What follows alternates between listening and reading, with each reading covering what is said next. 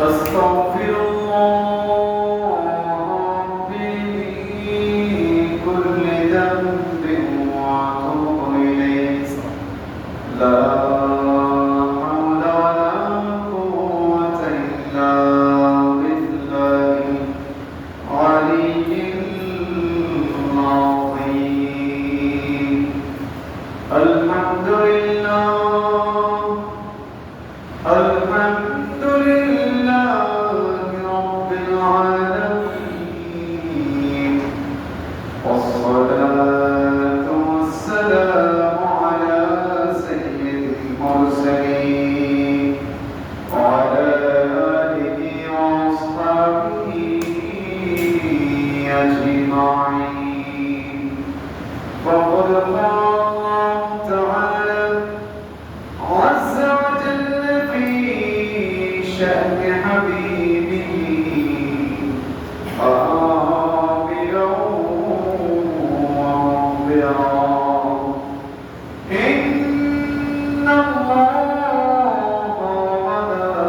وملائكته يصلون على النبي يا أيها الذين آمنوا صلوا عليه وسلموا تسليما صلى الله على سيدنا محمد وعلى آله وأصحابه وسلم صلى الله على سيدنا محمد وآله وأصحابه وسلم صلاة يا رسول الله عليكم سلام يا حبيب الله يا رسول الله انظر حالنا يا حبيب الله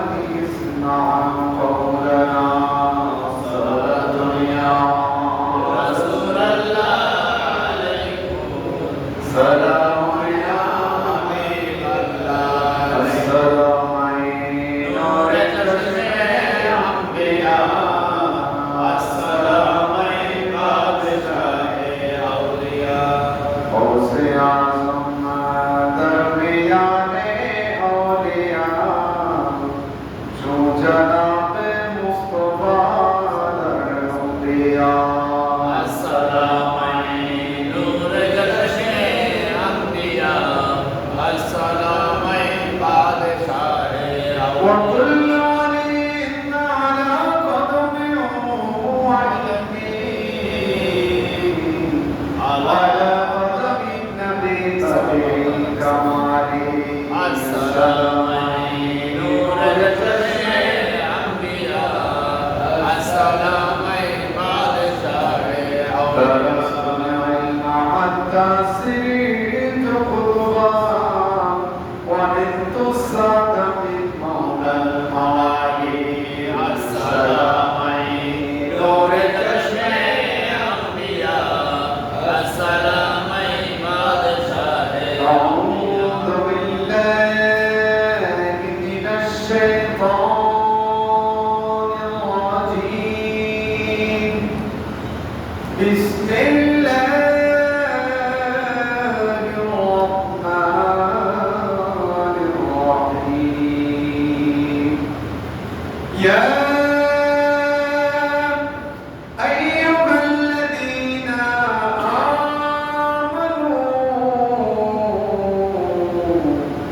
قوا أنفسكم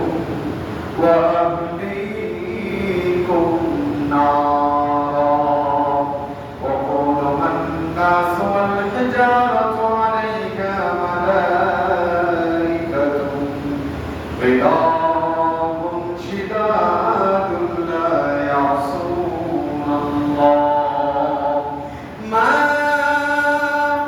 أمرهم ويفعلون ما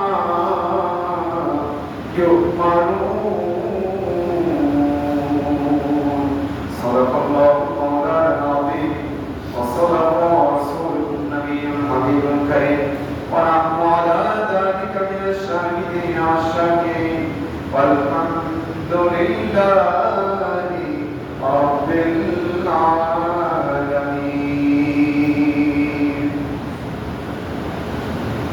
الحمد لله والصلاة والسلام على خير خلق الله محمد رحمة للعالمين صلى الله عليه وسلم এর দেওয়া নেমত রাজির মধ্যে অন্যতম নেমত মহান রব্বুল আলামিন আহকামুল হাকিমিন যে আল্লাহ পাক সুবহানাহু ওয়া তাআলা কে আমরা চিনেছি নবী সাল্লাল্লাহু আলাইহি ওয়াসাল্লামের মাধ্যমে নবীজির সেই দেখানো পথ মত সব কিছু অনুসরণের মাধ্যমে আল্লাহ রব্বুল আলামিন আমাদেরকে তার প্রিয় বান্দা হিসেবে কবুল করবেন। সেই রব্বুল আলামিনের দরবারে লক্ষ কোটি শুকরিয়া সাজদা আদায় করি, সকল বলুন আমিন। আমিন।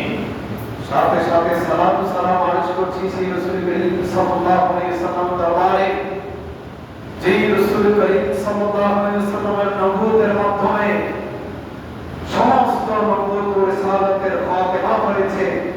সর্বশেষ নবী হযরত মুহাম্মদ রাসূলুল্লাহ সাল্লাল্লাহু আলাইহি ওয়াসাল্লাম নবুয়তের সমাপ্তির দিকে এসে রব্বুল আলামিন আহকামুল হাকিমিন প্রিয় হাবিব সাল্লাল্লাহু আলাইহি ওয়াসাল্লামের সেই মুজিজা কিয়ামত পর্যন্ত মুজিজা পর্যন্ত থাকবে। সেই আব্দুল কাদের জিলানী রাদিয়াল্লাহু তাআলা আনহুর দরবারে আমাদের লক্ষ কোটি দরুদ সালাম সকল বলুন আমিন। আমিন।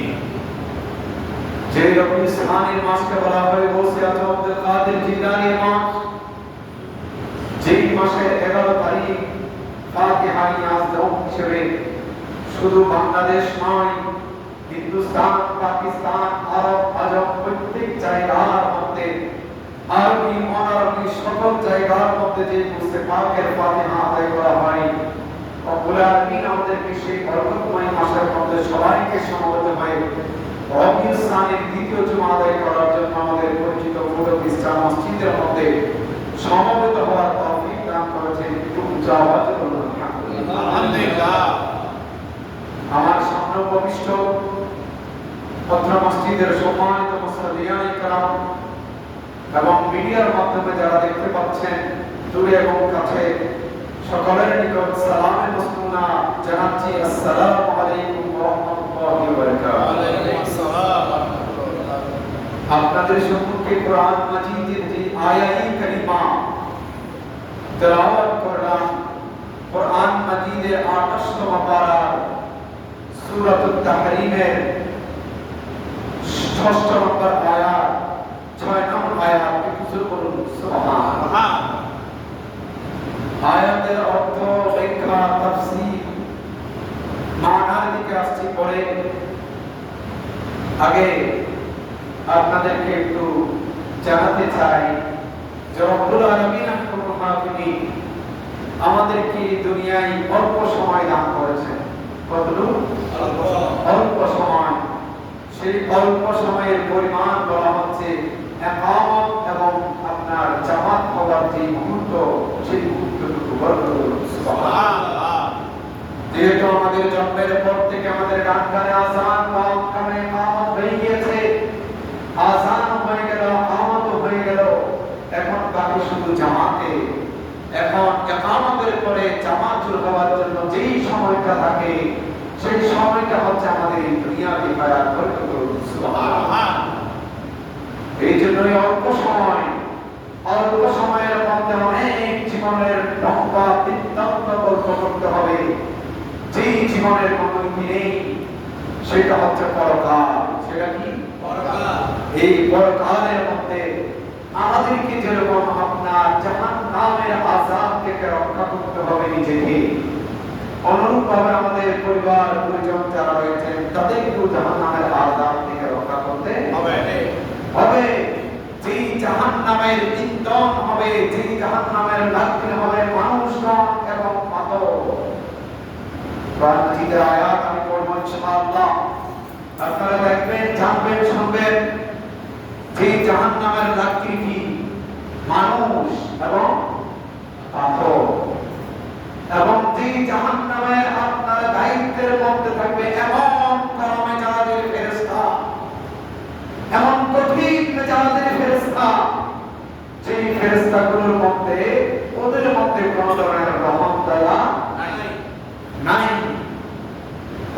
তাদের আল্লাহ পাকের পক্ষ থেকে যেই হুকুম তাদেরকে করা হয়েছে তারা শুধু সেই হুকুমটাই পালন করবে, অন্যথায় আর কিছু করবে না। এবার আসুন রব্বুল আলামিন আমাদেরকে সূরা তাহরিমের ৬ষ্ঠ নম্বর আয়াত যেটা আজকের খুতবার মধ্যে এসেছে, সেই আয়াতের মধ্যে আমাদেরকে কি ঘোষণা দিচ্ছেন? বলা হচ্ছে ইয়া আইয়ুহাল্লাযীনা আমানু, ও আমার ঈমানদার বান্দাগণ, ও আমার ঈমানদার বান্দাগণ। হযরত আব্বাস রাদিয়াল্লাহু তাআলা কিছু মুফাসসিরিন উনি বলছেন, যখন তোমাদের সামনে হে মুমিন বান্দারা, মুসলমানরা, তোমাদের নিকট যখন ইয়া আইয়ুহাল্লাযীনা আমানু বলে তোমরা যখন কোরআনের ডাক শুনবে, তখন একটু নড়ে চড়ে বসবে, সুবহানাল্লাহ, একটু কি করে বসবে? নড়ে চড়ে বসবে, একটু সাবধান হয়ে বসবে, একটু আদব ঠিক করে বসবে। অমনোযোগী থাকলে মনোযোগী হয়ে যাবে, অন্য মনস্ক থাকলে মনস্ক হয়ে যাবে। এদিকে দিক তাকিয়ে থাকলে যেদিকে কোরআন মাজিদের আয়াতের তেলাওয়াত হচ্ছে সেদিকে তাকাবে। সুবহানাল্লাহ। বলছে কেন কেন ও আমার প্রিয় আপনার উম্মতেরা, প্রিয় আল্লাহর প্রিয় বান্দারা, মুমিন বান্দারা, আল্লাহ তোমাদেরকে ডেকে বলছে। সুবহানাল্লাহ। আল্লাহ নিজে ডেকে বলছেন, বরকত করুন। সুবহানাল্লাহ। কাদেরকে? ঈমানদারদেরকে, যারা ঈমান এনেছেন, যারা আপনার অদৃশ্যের উপর ঈমান এনেছেন, আল্লাহ রাব্বুল আলামিনের উপর যারা ঈমান এনেছেন, নবীজি সাল্লাল্লাহু আলাইহি সাল্লামের উপর যারা ঈমান এনেছেন, কিয়ামত হাসর ময়দান আটটি ঈমানের বিষয়ের উপর যারা ঈমান এনেছেন, তাদেরকে সম্বোধন করে আল্লাহ যখন বলেন ইয়া আইয়ুহাল্লাযীনা আমানু, ও আমার প্রিয় ঈমানদার বান্দারা,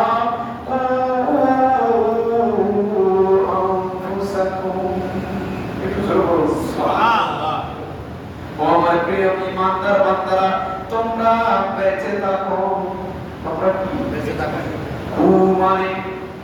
মানে এটা ইত্তাকি শব্দ থেকে আপনার কোন শব্দ এসেছে? এটা আমারের সিগা, আমারের জামা মুযাক্কার হাজির সিগা। সুবহানাল্লাহ। এই সিগার মধ্যে বলা হচ্ছে ও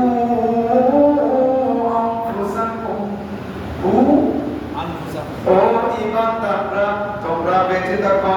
ওয়া আহলিকুম নার, ওয়া আহলিকুম নার, শুধু তোমরা নিজে বাঁচবে তা নয়, তোমাদের পরিবার পরিজন যারা আছে তাদেরকেও বাঁচাও।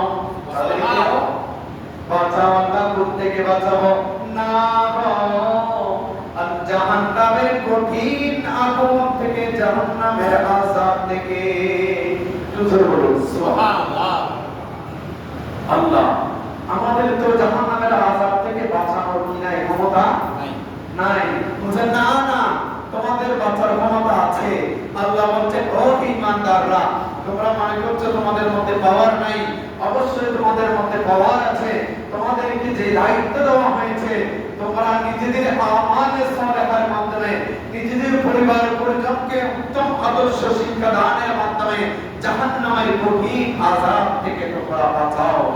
সুবহানাল্লাহ। তাহলে জাহান্নামের আযাব থেকে বাঁচানোর দায়িত্ব আল্লাহ কাকে দিলেন? আওয়াজ কাকে দিলেন? ঈমানদারদেরকে দিলেন। কাদেরকে? ঈমানদারদেরকে দিলেন। কিভাবে বাঁচাবে? বলা হচ্ছে আমালের সালেহা, উত্তম কাজ যেগুলো আল্লাহ এবং আল্লাহর রাসূল পছন্দ করেন, এই ধরনের কাজ করলে তুমি কাল কিয়ামতের ময়দানে জাহান্নামের কঠিন আযাব থেকে, আগুন থেকে বাঁচতে পারবে। আমাদের গ্রামের মধ্যে অনেক সময় দেখা যায় বয়স্ক মুরব্বী যারা আছে তাদেরকে আপনার আঞ্চলিক ভাষার শব্দ কু বলে কি করে? উচ্চতা ছিল করে কিনা? করে। এই কু শব্দ যখন কোন আপনার দুষ্ট প্রকৃতির আপনার ছেলে অথবা যুবক যখন এটা বলে, হয়ে যায়, বিরক্ত হয়ে যায়। তারা কি হয়ে যায়? বিরক্ত হয়ে যায়।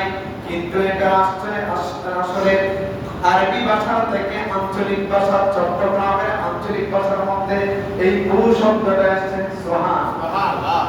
এই কু শব্দটা দিয়ে আপনার সম্বোধন করা হয়, আপনার ফিরে আসার জন্য বলা হয়। কিন্তু আমাদের যুবক ভাইরা সেটা বুঝে না। তাদের অজান্তে মুখে যে শব্দ কু বলে ফেলতেছে, সেই কুটা তার জন্য যে একটা নাজাতের একটা মাধ্যম, একটা শব্দ, সেটা সে বুঝে না। কোরআনের ভাষা হচ্ছে কু আই ইত্তাকিল্লাহ, আই ইত্তাকিন নার, তোমরা জাহান্নামের কঠিন আযাব থেকে নিজে বাঁচো, পরিবার পরিজনকে বাঁচাও। সুবহানাল্লাহ। এজন্য আজকে আমাদের যারা যুবক ভাইরা আছি, আমাদের গ্রাম অঞ্চলে এগুলো অনেক সময় প্রচলিত আছে, আমাদের প্রচলিত আছে। এই ধরনের কথা যদি আমরা শুনি, তাকে এটা অবহিত করতে পারবো কিনা?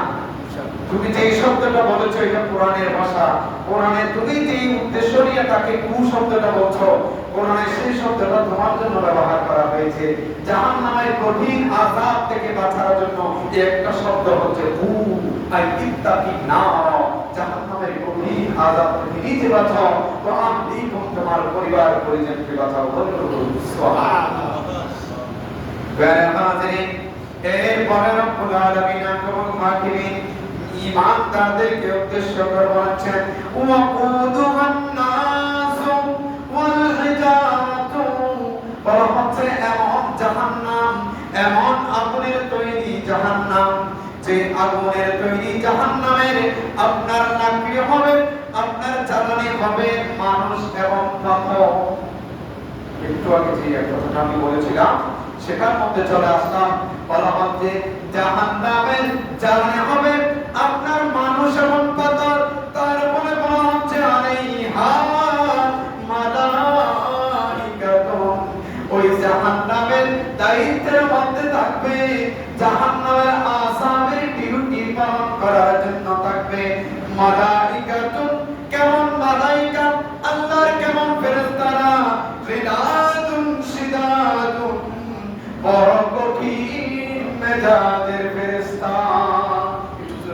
সুবহানাল্লাহ। বড় কঠিন মেজাজের ফেরেশতা।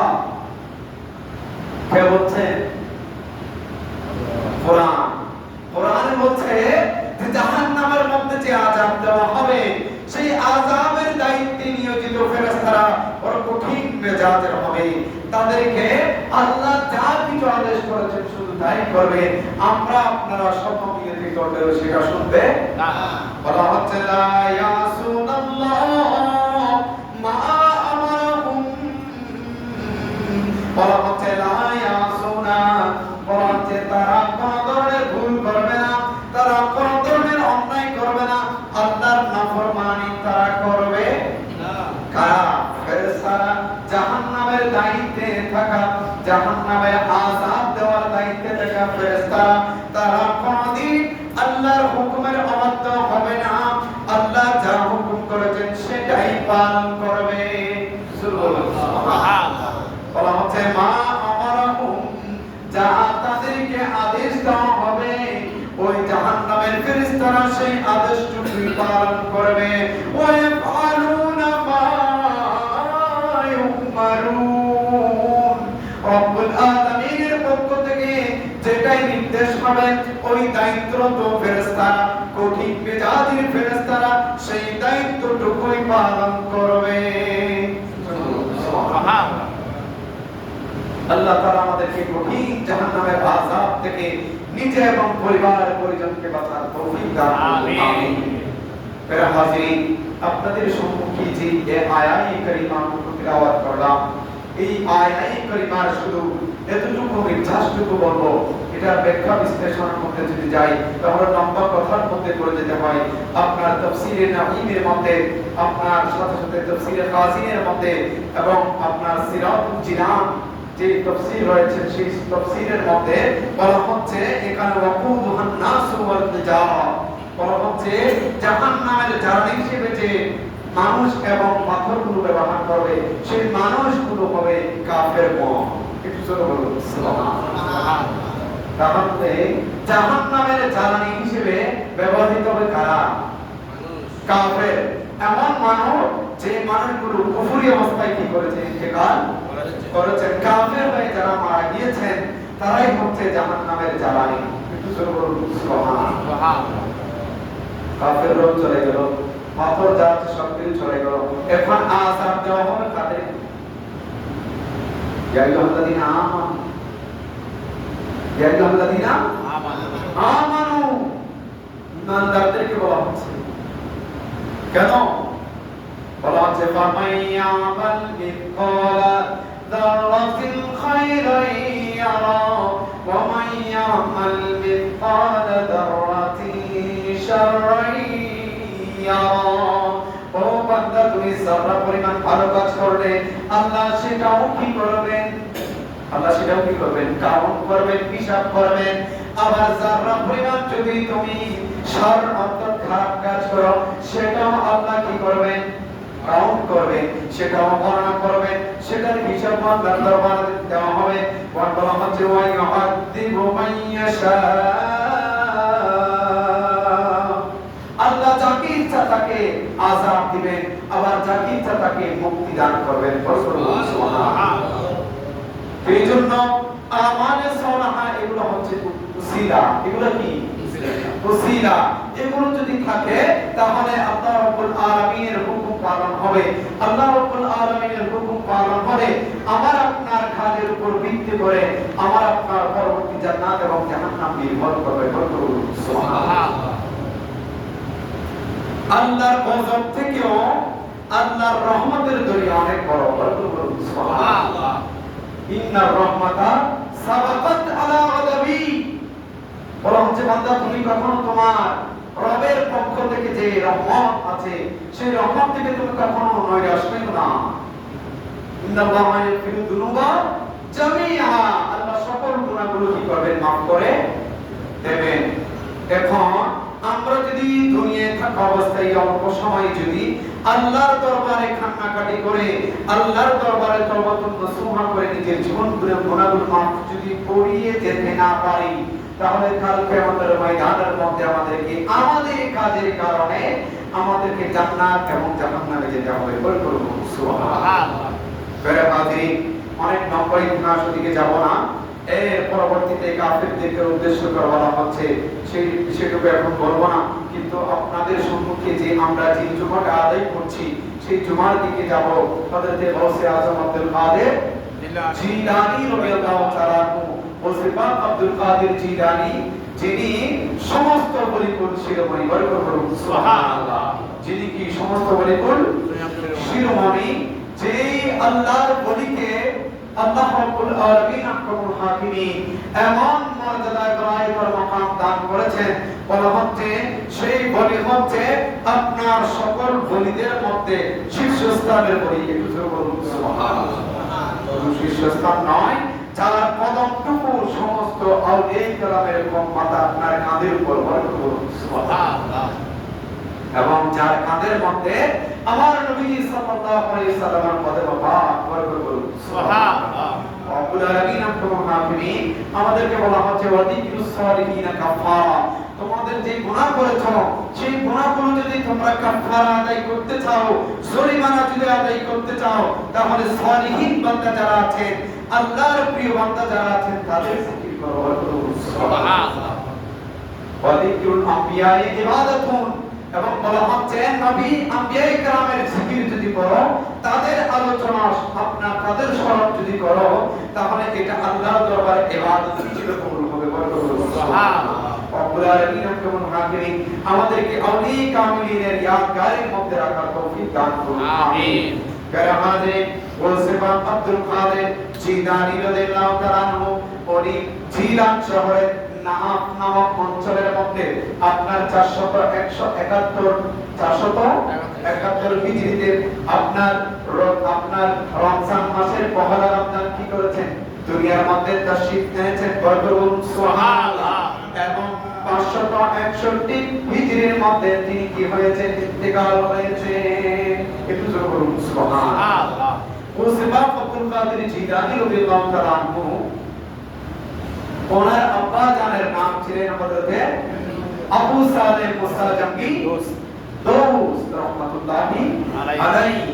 উনি আওলাদ রাসূল ছিলেন। একটু জোরে বলুন সুবহানাল্লাহ। আমাদের মুয়াজ্জিন সাহেব যদি একটু সামনে চলে আসেন, হাফেজ মাওলানা সাহেব একটু সামনে চলে আসেন। সালাত জোরে ইয়া রাসূলুল্লাহ আলাইকুম সালাম ইয়া হাবিবাল্লাহ আলাইকুম। আমাদের আপনাদের সম্মুখে গৌসবাকের আলোচনা করছিলাম। বাবার নাম বলেছিলাম আবু সালেহ মুসা জঙ্গি দোস্ত এবং মা ছিলেন উম্মুল খায়র ফাতেমা রাদিয়াল্লাহু তাআলা আনহা। বলুন সুবহানাল্লাহ। এখানে আল্লাহ রাসূল সাল্লাল্লাহু আলাইহি সাল্লামের কন্যা হযরতে ফাতেমা ইনি নয়, গৌসবাকের আম্মার নামও কি ফাতেমা, কিন্তু উম্মুল খায়র ফাতেমা রাদিয়াল্লাহু তাআলা আনহা। একটু করে বলুন সুবহানাল্লাহ। আবার আসমাইন কারিমাইন অর্থাৎ আমাদের নবীজি সাল্লাল্লাহু আলাইহি সাল্লামের কন্যা নাম কি ফাতেমা। একটু জোরে বলুন সুবহানাল্লাহ। তাহলে এখানে ক্লিয়ার হয়ে গেল। যদিও আমি এখানে রাদিয়াল্লাহু তাআলা আনহা বলছি, তার মানে এই নয় যে আমি যে রাসূল করিম সাল্লাল্লাহু আলাইহি সাল্লামের কন্যার নাম বললাম না, সেটা নয়। এটা হচ্ছে গৌসবাকের আম্মা জানের নাম। বলুন সুবহানাল্লাহ। গৌসবাকের জীবনে অসংখ্য জীবনে লেখা হয়েছে। এই জীবনীকে কেন্দ্র করে, জীবনী গ্রন্থকে কেন্দ্র করে আবার বিভিন্ন রকমের জীবনী গ্রন্থ রচনা হয়েছে। বলুন সুবহানাল্লাহ। আমাদের আপনার আরব এবং আজমের মধ্যে সবচাইতে ইসলামিক রিসার্চ সেন্টারের মধ্যে সবচাইতে শ্রেষ্ঠ বিশ্ববিদ্যালয়ের নাম হচ্ছে আল আজহার বিশ্ববিদ্যালয়। আল আজহার বিশ্ববিদ্যালয়। এই বিশ্ববিদ্যালয়ের মধ্যে শিক্ষার্থী সংখ্যা হলো 20 লাখ। শিক্ষার্থী সংখ্যা হলো 20 লাখ। এবং এই শিক্ষা প্রতিষ্ঠানের আওতাধীন রয়েছে আরো 400টি আপনার শিক্ষা প্রতিষ্ঠান। সুবহানাল্লাহ। কয়টা? 400টা। এবং এই আপনার বিশ্ববিদ্যালয়ের মধ্যে সারা বিশ্ব থেকে বিভিন্ন প্রান্ত থেকে সকলে আসেন আপনার অনার্স করার জন্য, ইসলামিক জ্ঞানের মধ্যে বুদ্ধি অর্জন করার জন্য, গভীর জ্ঞান, উন্নত জ্ঞান অর্জন করার জন্য এই আল আজহার বিশ্ববিদ্যালয়ের মধ্যে ঠিক করে অনার্স করার জন্য যায়। সুবহানাল্লাহ। যে আল আজহার বিশ্ববিদ্যালয়ের আকীদা হলো আকায়েদ আহলে সুন্নাত ওয়াল জামাত। সুবহানাল্লাহ। এখানের মধ্যে আওলাদ রাসূলদেরকে অন্যরকম ভাবে সম্মান দেওয়া হয়। সুবহানাল্লাহ।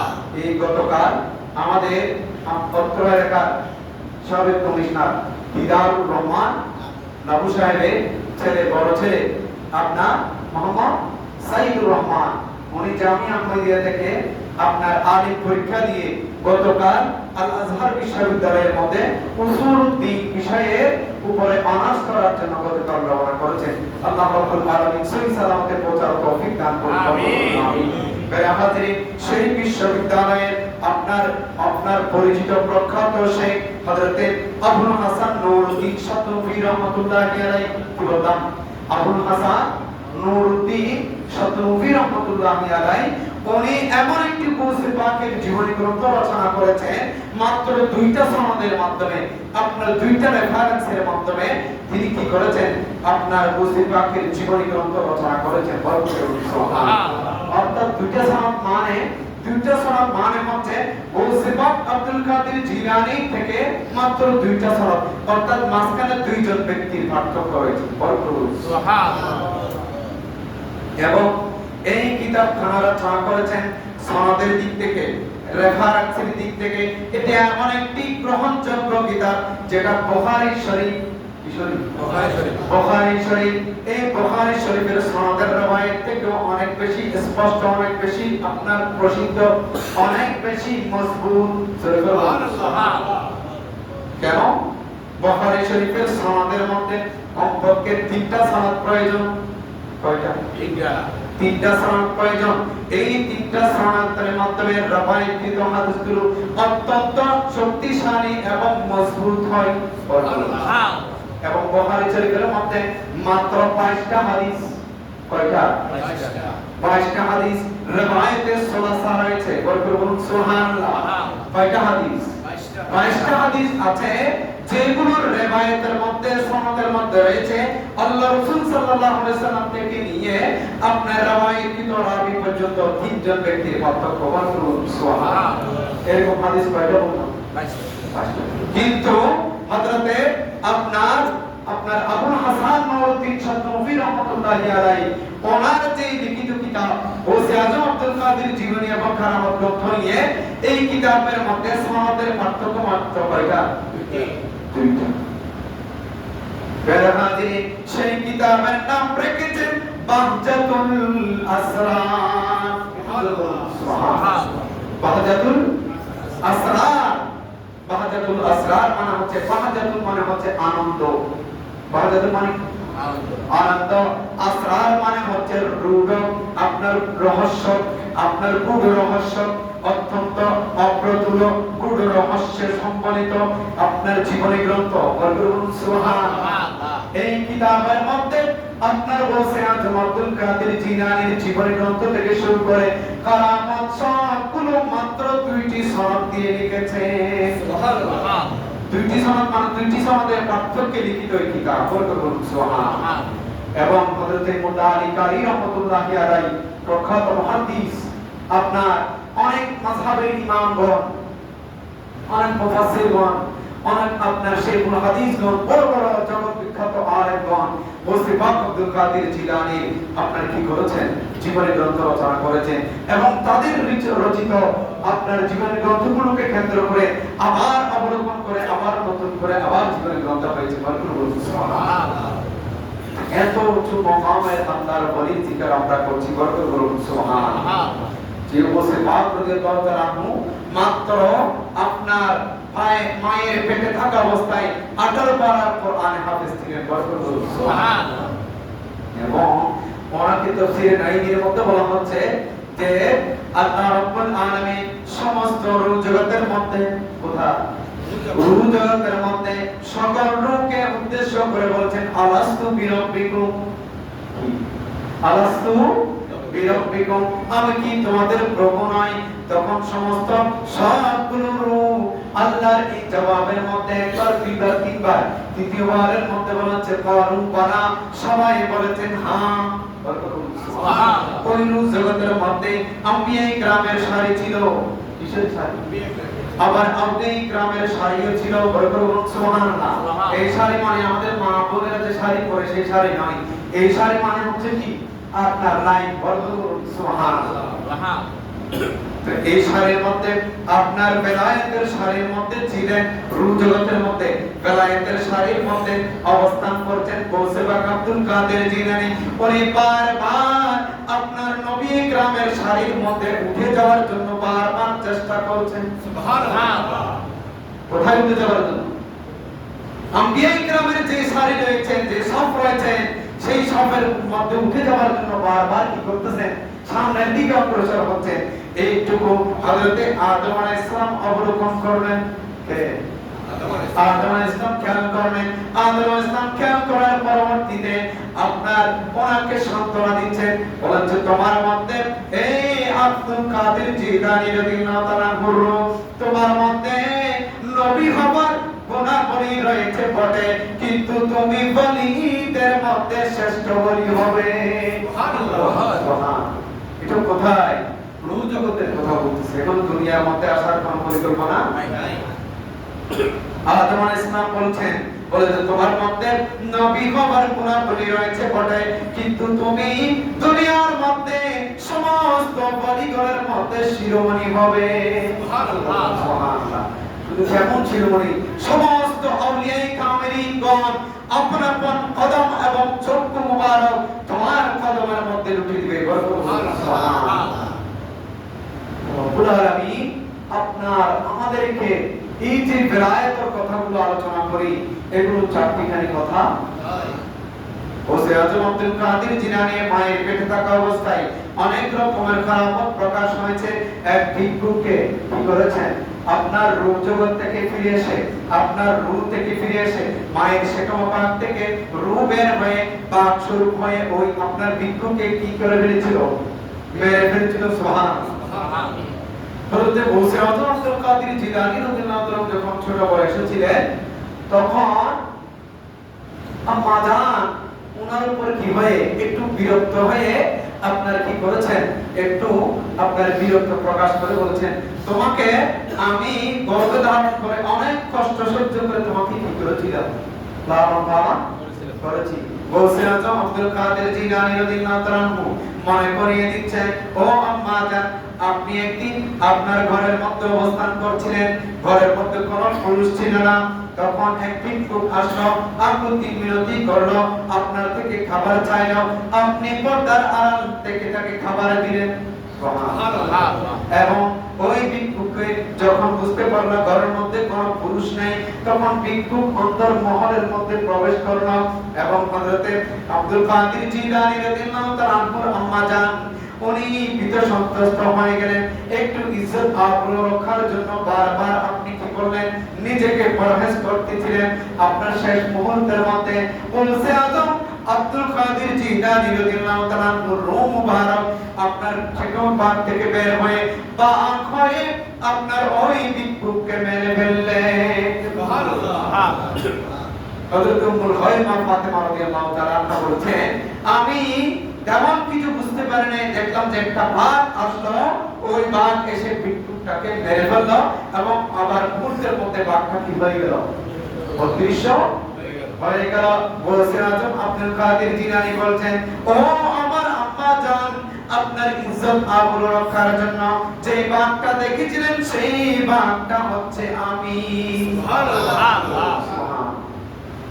এরপর থেকে এই কথা যখন আপনার একটা সন্তানের ব্যাপারে মা ভালো করে জানবে, এই ঘটনাটা যে ঘটে গেল এটা একমাত্র কে জানেছে, মা জানেছে।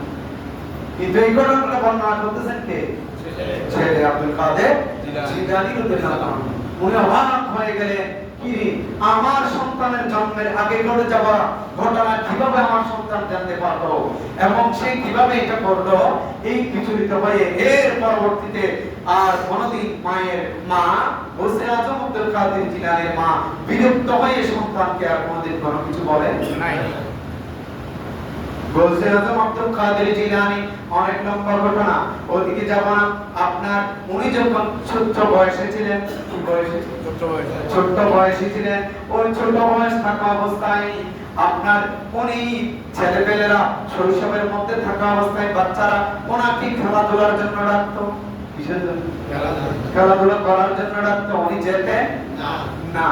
কিন্তু একদিন বলছেন, আচ্ছা ঠিক আছে, চলো আজকে আমরা একটা নতুন খেলা করব। তখন গৌসে আযম আব্দুল কাদের জিলানী সমস্ত বাচ্চাগুলোদেরকে নিয়ে, ছোট ছোট বাচ্চাদেরকে নিয়ে আপনার একটা নীরব জায়গার মধ্যে চলে গেলেন। তখন আল্লাহ হুকুমে বলছেন, তোমরা মারা যাও, মরে যাও। তখন সবাই মরে গেছে। আবার এদিকে গৌসে আযম আব্দুল কাদের জিলানী আপনার আবার ধ্যানের মধ্যে হয়ে ওনার যে রিয়াজত রয়েছে সেগুলো করতে লাগলেন। সুবহানাল্লাহ। আবার যখন ওনার রিয়াজত শেষ হয় এবং বললেন আবার জীবিত হয়ে যাও, সমস্ত ছেলেগুলো আবার জীবিত হয়ে গেল। সুবহানাল্লাহ। জীবিত হয়ে ঘরে চলে গেল। এভাবে একদিন, দুই দিন, তিন দিন করতে করতে সমস্ত ছেলেগুলো এই নতুন খেলার মধ্যে মত্ত হয়ে গেল। সুবহানাল্লাহ। এর পরবর্তীতে বাচ্চারা যখন মাদেরকে বলল, এখন মারা সেটা গুণাগুণি গুনগুন করে সব কিছু বলতে লাগলো। সুবহানাল্লাহ। আপনারা বলছেন আযম আব্দুল কাদের জিলানীর এই নতুন খেলা থেকে আপনার একটা বুড়ি তার সন্তান, একমাত্র সন্তান মারা গেল। একমাত্র সন্তান আসলেই বাস্তবে মারা গেল। মারা যাওয়ার পরে আপনার এই বুড়ি আপনার কি করলেন, গৌসে আযম আব্দুল কাদের জিলানী আপনার নানা জানের কাছে গেলেন। সুবহানাল্লাহ। নানা জানের কাছে গেলেন, বলছেন উনি তো দিনে দেখছেন আমার সন্তানকে একটু জীবিত করে দেন। না না, ওনাকে জীবিত করার আর কোনো ধরনের সুযোগ নাই।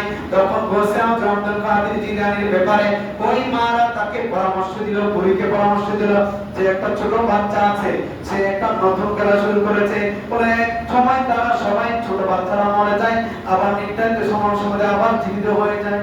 সুবহানাল্লাহ। তুমি এক কাজ করো, যখন তাদেরকে সবাইকে নিয়ে যে বসে আছো আব্দুল কাদের জিলানী যখন ওই খেলাটা শুরু করবে, তুমি এক কোণার মধ্যে বসে দিয়ে তাকে কি করো, তোমার এই নাতি সন্তানটাকে এক পাশে রাখবে। যখনই তারা মারা যাবে, ওই মারা যাওয়া সন্তানদের মধ্যে তোমার সন্তানটাকেও অ্যাড করে দিবে। সুবহানাল্লাহ। যে কথা সেই কাজ পরিচয় বিষয়ে ওখানের মধ্যে অ্যাড করে দিলেন, যুক্ত করে দিলেন। পরবর্তী বলছে আজম আব্দুল কাদের জিলানীর ধ্যানমগ্ন যখন শেষ হলো, ওনার ইবাদত বন্দেগী যখন শেষ হলো, তিনি যখন বললেন আবার সবাই জীবিত হয়ে যাও, তখন ওই সমস্ত ছেলেগুলো জীবিত হওয়ার সাথে সাথে পরীর যে সন্তান মারা গিয়েছে সেই সন্তান জীবিত হয়ে গেল। এটা আল্লাহ দেওয়া পাওয়া। কার দেওয়া পাওয়া? আল্লাহ দেওয়া পাওয়া। এখন এই ঘটনা যখন মারা জানতে পারবেন কি তকদীরের মধ্যে তখন তিনি গৌসে আজম আব্দুল কাদের জিলানীকে দৌড়াদৌড়ি শুরু করলেন। তখন যেতে যেতে আপনার পাশ দিয়ে যাচ্ছিলেন, একটা কবরস্থানের পাশ দিয়ে যাচ্ছিলেন, যাওয়ার সাথে সাথে আপনার গৌসে আজম আব্দুল কাদের জিলানী বলছেন, ওই কবরস্থানের দিকে উদ্দেশ্য করে বলছেন, আমার নাজাত আমাকে দৌড়াচ্ছে, তোমরা একটু আমাকে নাজাতের হাত থেকে রক্ষা করো। সুবহানাল্লাহ। তখন সমস্ত মুরদ আপনার যতগুলো আপনার কি রয়েছে মুর্দা রয়েছে, সাদা কাফন পরে সবাই দাঁড়িয়ে গেলেন। সুবহানাল্লাহ। সবাই দাঁড়িয়ে গৌসে আজম আব্দুল কাদের জিলানীকে প্রোটেক্ট দিয়েছেন। বরকতুল্লাহ। সুবহানাল্লাহ। এই দৃশ্য দেখার পর নানাজান তো অবাক হয়ে গেলেন। তখন তিনি আর এরপর থেকে নানাজান নাতিকে আর কোনো কিছু বলেন না। রব্বুল আলামিন আমাদেরকে এই সমস্ত আউলিয়া কামিলিনের দামানে থাকার তৌফিক দান করুন। আমিন। কাদির করিম কাদির রকিব কাদিরিयों में उठा कदरे अब्दुल कादिर कुदरत नुमा के वास्ते। आमीन आमीन। আল্লাহ আমাদেরকে কাদির তরিকার মুরিদ হওয়ার তৌফিক দান করুন। আমিন। যারা হাজির, আগামী শনিবার 4 অক্টোবর গৌসে আজম আব্দুল কাদের জিলানী কি ফাতিহা, এই ফাতিহা আমরা যারা পারবো আমাদের নিজেদের লাভের জন্য আমরা এই ফাতিহা যতটুকু সম্ভব হয় প্রত্যেকের ঘরে ঘরে এটা আমরা আদায় করব। রব্বুল আলামিন আজকে যে কোরআন মাজিদের মধ্যে আয়াত বলেছেন যে তোমরা জাহান্নামের আযাব থেকে বাঁচো, আগুন থেকে বাঁচো, তোমাদের পরিবারের পরিজনকে বাঁচাও। দেখবেন আপনি যখন এই ধরনের ফাতিহার জন্য আপনি যখন আয়োজন করবেন, আপনার ঘরে থাকা অত্যন্ত মেধাবী আপনার সন্তান, মেধাবী সন্তান সহ আপনার পরিবার পরিজন সবাই নরম হয়ে যাবে। সুবহানাল্লাহ। সবাই অনুতপ্ত হয়ে যাবে। আপনি নিজে মুনাজাত করবেন, হুজুর লাগবে না, হুজুর দরকার নাই। আপনি ওযু সহকারে সুন্দর করে যায় নামাজ পিছিয়ে পানি থাক, ফ্রুটস থাক, যা কিছু আপনার খাবারের জন্য আয়োজন করবেন সামনে নিয়ে পরিবার পরিজন সবাইকে লাইন করে বসিয়ে একবার সূরাতুল ফাতিহা আপনার 11 বার দরুদ, আপনার সূরা ইখলাস শরীফ কয়েকবার যতটুকু সম্ভব দরুদ শরীফ আদায় করে আপনার কি করবেন, আল্লাহর রাসূল দরবারকে সামনে রেখে মিলাদুল কিয়াম করে আপনারা কি করবেন, মুনাজাত করবেন, পরিবার পরিজন সবাইকে নিয়ে মুনাজাত করবেন। হৃদয় যাতে শীতল হয়ে যায় এমন শব্দ দিয়ে আপনি মুনাজাত করলে আপনার পরিবারও আপনার কথা শুনতে আপনার বিভিন্ন মনে হচ্ছে। সুবহানাল্লাহ। ওয়া জাআলাল্লাহু সাকিনাতা ফি কুলুবিল মুমিনিন। মুমিনদের অন্তরের মধ্যে আল্লাহ আল্লাহর পক্ষ থেকে রহমত দান করেন। সুবহানাল্লাহ। কখনোই শান্তি আসবে না, শান্তি আসবে না। আমাদের সম্মানিত মুয়াজ্জিন সাহেব আগামী রবিবার আমাদের পক্ষ থেকে আমাদের সম্মানিত চেয়ারম্যান সাহেবের সার্বিক তত্ত্বাবধানে উনি পবিত্র উমরা পালন করার জন্য যাবেন। বলুন আলহামদুলিল্লাহ। যিনি প্রায় 26 থেকে 27 বছর পর্যন্ত এই মসজিদের মধ্যে খেদমত করেছেন। সুবহানাল্লাহ। তো এমন ভাগ্যবান ব্যক্তি আল্লাহ আমাদের পক্ষ থেকে তিনি যাবেন, আমাদের পক্ষ থেকে সালাত সালামি আল্লাহর ঘরে আল্লাহর নবীজির ঘরে পৌঁছে দেওয়ার তৌফিক দান করুন। আমিন। এজন্য আমাদের সম্মানিত মুয়াজ্জিন সাহেব আপনি একটু দাঁড়িয়ে সবাইকে একটু সালাম দেন, একটু দোয়া নেন ইনশাআল্লাহ। ওয়ালাইকুম আসসালাম ওয়া রাহমাতুল্লাহ। আল্লাহ সবাইকে আমাদেরকে আল্লাহর ঘরে হাজির দেওয়ার তৌফিক দান করুন। আমিন। রব্বুল আলামিন আপনার মাহফিলে আমাদের মুয়াজ্জিন সাহেব উসিলায় আমাদের জীবনের সমস্ত গুলো মাফ করে দিন। আমিন। রব্বুল আলামিন আহকামুল হাকিমিন আমাদেরকে আল্লাহর হয়ে যাওয়ার তৌফিক দান করুন। আমিন। আসসালামু আলাইকুম ওয়া রাহমাতুল্লাহি ওয়া বারাকাতুহু।